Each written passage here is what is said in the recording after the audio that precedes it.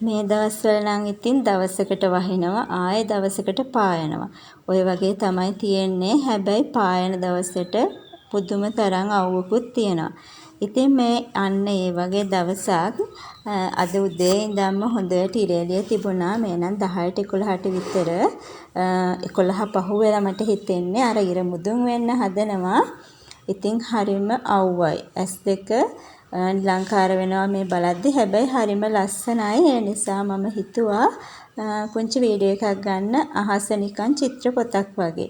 හරියට අපි අර පුංචි කාලේ චිත්‍රයන් තියන්නේ අන්න ඒ වගේ. ඉතින් අද ලස්සන ඔයාලට වටේ කියලා හිතන වීඩියෝ එකක් එක්ක තමයි මම ඔයාලව එකතු කරගන්න හදන්නේ. ඉතින් අද දවසේ මම පටන් ගත්තේ මෙන්න මේ විදිහට. වෙනද නම් මිදුල වැඩ ඕවත් එක්කනේ පටන් ගන්නෙ. අද ටිකක් කාර්යබහුල නැති දවසක් නිසා අර තදබල නැති බිසි නැති දවස් වලට මම මෙන්න මේ වගේ දේවල් කරනවා. මොකද මේ ගේ ඇතුළේ තියෙන මල් වලට ආටිෆිෂල් වුණත් ඒවා නැචරල් මල් වුණත් ඒව පොඩ්ඩක් පිහ දාලා දූවිලි හැම ගසලා පොඩ්ඩක් ඉතින් මගේ හිතත් නිවා ගන්න මං හරි ආසයි මේ වගේ දේවල් කරලා. මොකද ගෙදර තියෙන බඩු මුට්ටු ටික චුට්ටක් එහෙට මෙහෙට කරලා පොඩ්ඩක් ඉතින් ආයේ අපි රිෆ්‍රෙෂ් වෙලා හැඩ බලන්න ඕනේනේ. අන්න ඒ නිසා තමයි මම මේ කරන්නේ. ඉතින් මම මේ ගොඩක් ආසාවෙන් ගත්ත ලස්සන මල් ටිකක් තමයි මම මේ ඩයිනින් ටේබල් එකේ ඉතින් තියලා තිබ්බා. ඒක පොඩ්ඩක් එහෙට මෙහෙට කරලා වෙනස් කරලා හැඩ බලන ගමන් තමයි ඔයාලත් එක්කත් කතා කර ඉන්නේ. ඉතින් මේ වගේ දේවල් හැබැයි මම අර ගොඩාක් කාර්යබහුල දවස් වලට නම් දාගන්නේ නැහැ. ජීවිතයේ ඉතින් එකම විදිහට ගලාගෙන යන්නේ නැහනේ. එක දවස් එක විදියයි. සමහර දවස් හුස්ම ගන්න බැරි ගන්නට වැඩ තියෙනවා. සමහර දවස් රිලැක්ස් එකේ ගෙවෙනවා. ඉතින් අද හස්බන්ඩ් උදේ වැඩට ගියේ නැහැ. අපි දැන් චුට්ටක් එළියට යන ප්ලෑන් කරගෙනත් ඉන්නවා. අන්න ඒක නිසා ඉතින් එයාත් ගෙදර බබා ස්කූල් ගියා. ඒ නිසා මට තියෙන මෙන්න මේ වගේ පුංචි වැඩ ටිකක් කරලා දාලා එළියට චුට්ටක් යන්න තමයි ප්ලෑන් කරන්න. ඉතින් එළියට යන ගමන් ගිහිල්ලා ඇවිල්ලා මම ඔයාලත් එක්ක ආයෙත් වීඩියෝ එක දිගටම කරගෙන යන්න තමයි හිතාගෙන ඉන්නේ. ඉතින් ඒ වගේම මෙහෙම තමයි දවස් ගෙවෙන්නේ. මේ වීඩියෝ එක කරන්නේ පොඩ්ඩක් මං අසනීපෙන් කැස්ස තියෙනවා හොඳටම. ඉතින් අතර වාරේ පොඩි බාධා කිරීමුත් සිද්ධ වෙයි මගේ අතින්. මේ තියෙන ලස්සන මල් එකක් මගේ හස්බන්ඩ්ට හම්බුණා. මම බොහොම පරිස්සමෙන් ඉතින් එයාට ලැබෙන දේවල් ආරක්ෂා කරනවා. මොකද එයාට ආදරය කරන ඉතින් එයා වැඩ කරන තැන එයාත් එක්ක වැඩ කරන අය තමයි ඉතින් මේක දීලා තියෙන්නේ.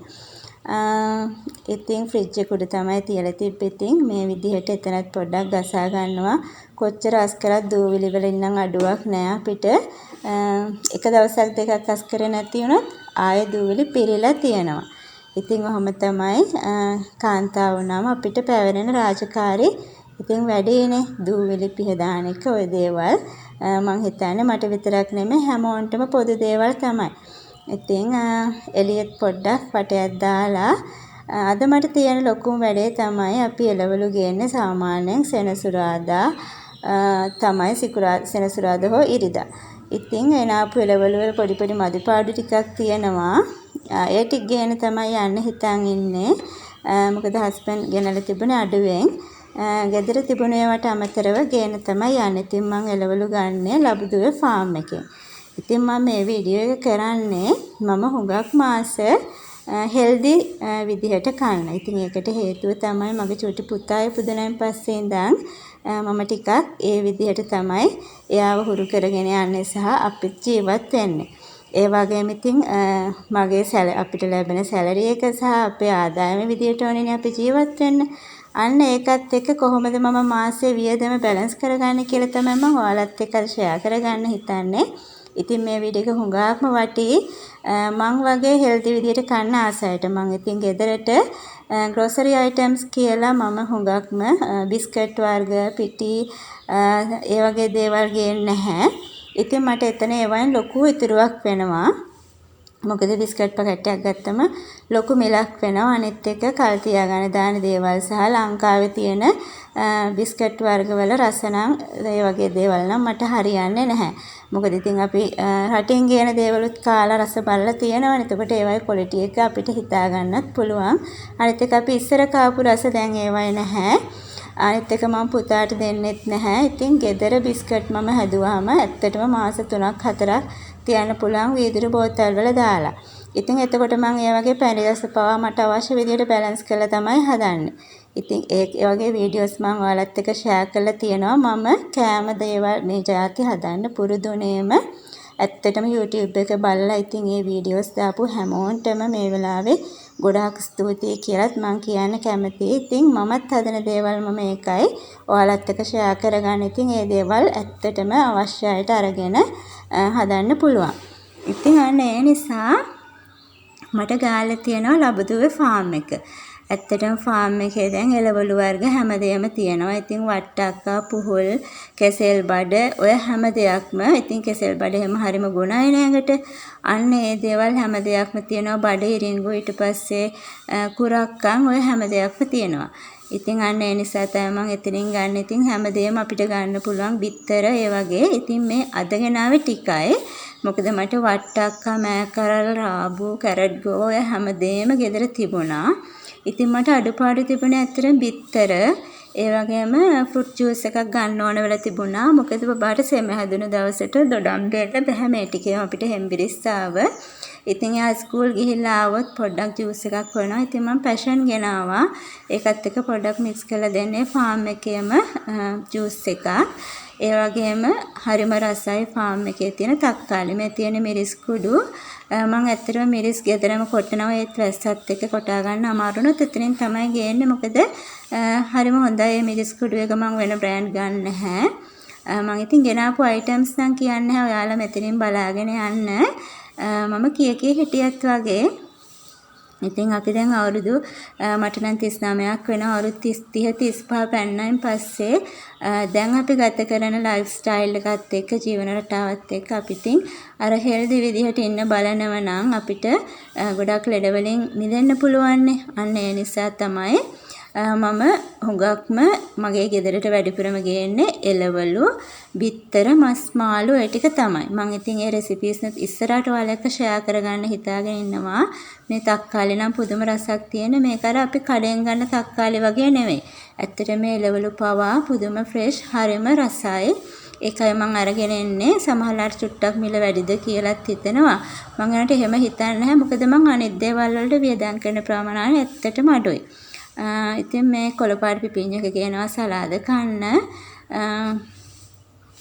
මේ තියෙන කුරක්කන් එකක්, කෙසෙල්, ගස්ලබ මේ හැමදේම ඉතින් අපිට අමුවෙන් ගන්න පුළුවන් අර බෙහෙත් ගහන්න නැතුව. ඉතින් මම ඇත්තටම හරි වාසනාවන්තයි කියලා හිතනවා. ඉතින් මේ ෆාම් එක ළඟ ඇත්තටම මට ගෙදර තියෙන නිසා බබාටත් පළතුරු මට දෙන්න පුළුවන්. මම මොකද එයාට ඇපල් මෙදි හැමනම් දෙන්නේ නැහැ. හදිස්සියෙම එයාගේ ආසාවට ඉතින් දෙන්න ඕනිනේ. ඒ මරනකොට මම දෙන්නේ නැහැ. මේ ඉතින් මට අර පිටි වලට බිස්කට් වලට වියදම් කරන්න නැති නිසා අත දිගෑරලා මට ඇත්තටම හොඳට කන්න පුළුවන්. මේ පතවල කරලා ගත්තේ මම සලාදයක් හදන්න. මේ තියෙන බඩේරිඟු හරිම ලායි, හරිම රසයි. ඉතින් ඒක නිසා තමයි මේ ටිකට මට ගියා 3170ක්. ඉතින් ගෙදර එළවලු 3730ක්. ගෙදර එළවලු වර්ග 5ක් 6ක්ම තිබුණා. ඉතින් අපි හැමදාම රැට අනිවාර්යෙන් බිත්තරයක් ගානේ කන්න පුරුදු වෙලා ඉන්නවා. ඉතින් දවල්ට මස් හරි මාළු හරි කනවා. උදේට නම් ඇට වර්ග හරි කුරක්කන් හරි ඔය වගේ දේවල් තමයි ගන්න. බබා නම් උදේට බත් කාලා තමයි ස්කූල් යන්නේ. ඉතින් රැට සුප් හරි එළවලු තම්බල හරි නූඩල්ස් හරි පස්තා හරි තමයි කන්නේ. ඉතින් ඒක නිසා අර ගෙදරට පැකට් බඩු කියලා ගේන්නේ නූඩල්ස්, පස්තා ඒ වගේම ඕට්ස් ගේනවා, රුලන් ගේනවා, පාන් පිටි ගේනවා. ඉතින් ඔය ටික විතරයි ඇත්තටම ගේන්නේ. මට ඒක නිසා ඇත්තටම ලොකුවට කියන්නේ දැන් ලොකු වියදමක් කියන්නේ නැහැ. අර අනවශ්‍ය විදියට වියදමක් කියන්නේ නැහැ. ඊට අමතරව හාල් ගේනවා. ඉතින් ඒවා හැම සතියකම අපි ගේන්නේ නැහැ. ඒවා අපි ගෙනලා ස්ටොක් කරලා තියා ගන්නවා. ඉතින් මේ දේවල් ටිකට විතරයි මට සතිය ගානේ. ඉතින් ඔයාලා හිතන්නකො මට 4000ක් ගියා. ඒ වගේ ඉතින් සති 3ට 4ට ඉතින් මට හොඳට ඇත්තටම කෑම කන්න පුළුවන්. ඒ නිසා තමයි මම ඔයාලත් එක්ක මේ වීඩියෝ එක ෂෙයා කරගත්තේ. ඉතින් ඔයාලටත් පුළුවන් එකපාර නෙමෙයි ටික ටික අර තමන් ගේන අනවශ්‍යයි කියලා හිතන දේවල් අඩු කරලා තමන්ට ගෙදර මොනවා හරි හදාගන්න පුළුවන් නම් ඒක මට හිතෙන්නේ තමන්ගේ ශරීර සෞඛ්‍යයට හරියම හොඳයි. ඒ වගේම ඉතින් බය නැතුව කන්න පුළුවන්නේ. අන්න ඒක නිසා. ඉතින් මේ කරන්නේ පුංචි වැඩක්. මේකත් මම ඔයාලත් එක්ක ෂෙයා කරගත්තේ ඒකයි. අද වීඩියෝ එක ස්කිප් නොකර බලන්න. පොඩ්ඩක් දිග වුණත් මම බබාට අර හුඟක්ම පොත් ගන්න අඩුයි වර්ක් බුක් වගේ ඒවා. එයා තාම නර්සරිනේ. ඉතින් මේ ලාස්ට් ඉයර් එකේ අයින නෙක්ස්ට් ඉයර් ඒගොල්ලෝ ස්කූල් යනවා. මම මේ වගේ ගෙදරම යාට මම වැඩ දාලා දෙනවා. ඉතින් එතකොට නොදැනුවත්වම අපිත් ඩෙවලොප් වෙනවා. ඉතින් ඒ වගේම බබත් ආසාවෙන් මේ දේවල් කරනවා. ඉතින් එතකොට මම අර වර්ක් බුක් එක ගත්තාම එකම රටාවකට විතරයි තියෙන්නේ. මම එහෙම නැතුව ටීචර් උගන්වන්නේ මොනවද හැම දෙයක්ම කවර් වෙන විදිහට මම යාට ලස්සනට වර්ක්ෂීට් හදලා දෙනවා. ඉතින් එතකොට යාට හොඳට ඒ දේවල් මතක හිටිනවා. ඉතින් ඒකත් මම ඔයාලත් එක්ක ෂෙයා කරගන්න හිතුවා. මොකද මම මගේ ජීවිතයේ ලබන හොඳ දේවල් මම අනිවාර්යයෙන්ම මේ වීඩියෝස් හරහා බෙදා ගන්න හිතාගෙන තමයි මේ channel එක පටන් ගත්තේ.